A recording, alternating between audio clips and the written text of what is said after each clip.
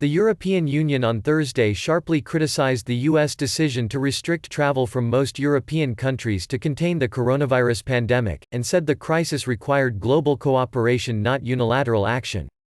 European Commission President Ursula von der Leyen and European Council President Charles Michel said they disapproved of the U.S. decision, which they said was taken unilaterally and without consultation. In a joint statement, they insisted Brussels was taking strong measures to limit the spread of the virus, despite Trump's claims in announcing a 30-day restriction on travel from Europe, except Britain and a few other countries.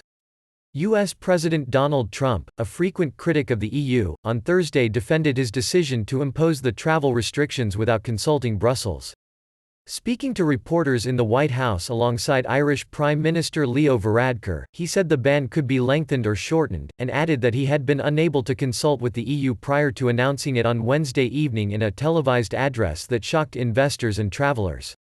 In the address, Trump said his government had been in frequent contact with U.S. allies, but a EU diplomat told Reuters shortly after the announcement on Wednesday there had been no coordination or prior notification.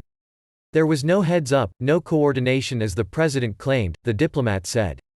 Trump also faulted Brussels for failing to restrict travel from China, where the virus originated, a decision that he said resulted in clusters of the disease in the United States being seeded by travelers from Europe. EU officials said they were taking strong action to limit the spread of the virus, adding, "The coronavirus is a global crisis, not limited to any continent, and it requires cooperation rather than unilateral action."